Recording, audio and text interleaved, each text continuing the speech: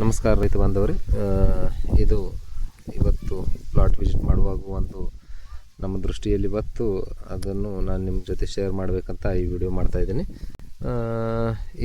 ಇದನ್ನು ಎಲ್ಲ ರೈತರನ್ನು ಕಂಡುಹಿಡಿಬೋದು. ನಾವು ಇದಕ್ಕೆ ಪುಡಾರಿ ಕಸ ಅಂತ ಅಂತೀವಿ. ಈಗ ಪುಡಾರಿ ಕಸದ ಇದ್ರ ಬಡ್ಡಿ ಮ್ಯಾಗ ಈಗ ನಾ ನಿಮಗೆ ಝೂಮ್ ಮಾಡಿ ತೋರಿಸ್ತಾನೆ, ನೀವು ನೋಡ್ಬೋದು. ಇದ್ರ ಬಗ್ಗೆ ಇದ್ರಾಗ ಈಗ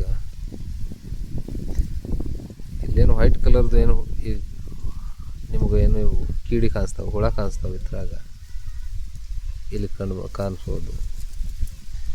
ಇದು ನೋಡಿ, ಇದು ವೈಟ್ ಕಲರ್ದು ಏನು ಹುಳ ಕಾಣಿಸುತ್ತಾವೆ, ಇವು ಮಿಲಿಬಗ್ದು ಅಡಲ್ಟ್ ಅದಾವೆ. ಇದು ನೋಡಿ, ಈಗ ಇದ್ರ ಮ್ಯಾಗ ನಿಮ್ಗೆ ಕ್ಲಿಯರ್ ಕಾಣಿಸ್ಬೋದು. ಈ ಪುಡಾರಿ ಕಸದ ಮ್ಯಾಗ ಬಡ್ಡಿಗೆ ಏನೈತಿ, ಯಾವ ಥರ ಇವು ಕೂತಿದ್ದಾವೆ ಮಿಲಿಬಗ್ದು ಅಡಲ್ಟು. ಈಗೇನೈತಿ,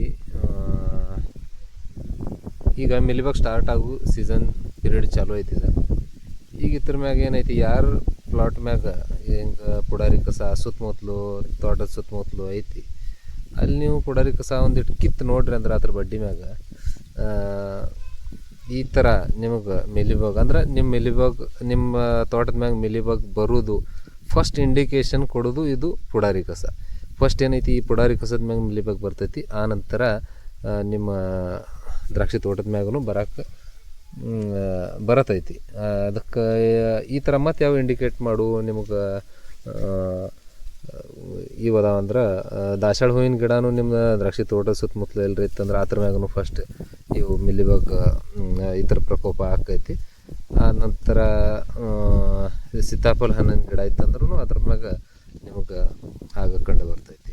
ಇನ್ನು ಈ ಮಿಲಿಬಗ್ ಕಂಟ್ರೋಲ್ಗೆ ಏನು ಮಾಡ್ಬೇಕಂದ್ರೆ, ನಮಗೂ ಫಸ್ಟ್ ಫ್ಲವರಿಂಗ್ ಸ್ಟೇಜ್ ನಿಮ್ಮದು ಜಿ ಆಯ್ತಂದ್ರೆ ಇಲ್ಕರ ಅದ್ರಕ್ಕಿಂತ ಮೊದಲು ನಿಮಗೆ ಇದು ಇಂಡಿಕೇಶನ್ ಸಿಗ್ತಿದ್ರೆ ಫ್ಲವರಿಂಗ್ ಸ್ಟೇಜ್ದಾಗನ ಆ ಥರದ ನಿರ್ವಹಣೆ ಮಾಡೋಕ್ಕೆ ಸ್ಟಾರ್ಟ್ ಮಾಡಬೇಕು. ಅದಕ್ಕೇನು ಮಾಡಬೇಕು, ಅಪ್ಲೋಡ್ ಟಾಟಾ ರಿಲೀಸ್ದೇನು ಅಪ್ಲೋಡ್ ಬರ್ತೈತಿ. ಆ ಅಪ್ಲೋಡು 100 ಲೀಟ್ರಿಗೆ 150 ml ಹಾಕಿ ಸ್ಪ್ರೇ ಮಾಡ್ಕೋಬೇಕು ಫುಲ್ ಕವರೇಜ್ದಿಂದ. ಎಕರೆಗೆ 250ರಿಂದ 300 ಲೀಟ್ರ್ ನೀರು ಹಾಕಬೇಕು. ಅದರ ನಂತರ ಎರಡನೇ ಸ್ಪ್ರೇ ಅಂದ್ರೆ ಆಪ್ಷನ್ ಅಂದರೂ ನಮಗೆ ಏನೈತಿ,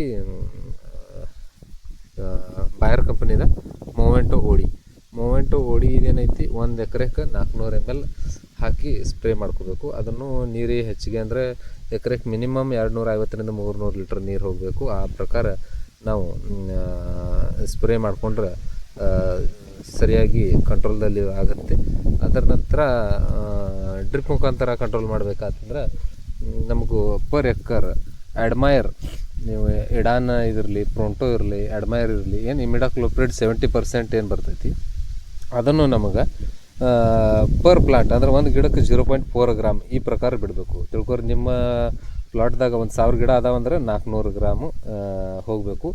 ನೀವು ಡ್ರಿಪ್ಪಿಗೆ ಬಿಡೋಕ್ಕಿಂತ ಮೊದಲನೇ ದಿವಸ ಡ್ರಿಪ್ಪಿಗೆ ಫುಲ್ ನೀರು ಬಿಟ್ಟು ಮರನೇ ದಿನ ಕೈಲಿ ಡ್ರೆಂಚಿಂಗ್ ಮಾಡಿಕೊಂಡ್ರೆ ಬಹಳ ಒಳ್ಳೆ ರಿಸಲ್ಟ್ ಬರ್ತಾವೆ. ಅದೇ ಥರ ಸ್ಲೇಯರ್ ಪ್ರೋನು ನೀವು ಬಿಡ್ಬೋದು. 1 ml ಪರ್ ಪ್ಲಾಂಟ್ ಅಂದ್ರೆ ಒಂದು ಗಿಡಕ್ಕೆ 1 ml ಪ್ರಕಾರ ಈ ಪ್ರಕಾರ ಸ್ಲೇಯರ್ ಪ್ರೋನೂ ಡ್ರೆಂಚಿಂಗ್ ಮಾಡ್ಕೋಬೋದು. ಡ್ರಿಪ್ಪಿಗೆ ಕೊಡೋದಕ್ಕಿಂತ ಡ್ರೆಂಚಿಂಗ್ ಮಾಡಿದ್ದು ರಿಸಲ್ಟ್ ಬಹಳ ಒಳ್ಳೆ ಬರ್ತಾವೆ. ಡ್ರಿಪ್ಪಿಗೆ ಬಿಡೋದಾತಂದ್ರೆ ನಿಮಗೆ ಡ್ರಿಪ್ಪರನ್ನು ಬೇಕು, ಮೈಕ್ರೋ ಟ್ಯೂಬ್ ಇದ್ದು ಉಪಯೋಗ ಆಗಂಗಿಲ್ಲ, ಸರಿಯಾಗಿ ಎಲ್ಲ ಕಡೆ ಬೀಳಂಗಿಲ್ಲ.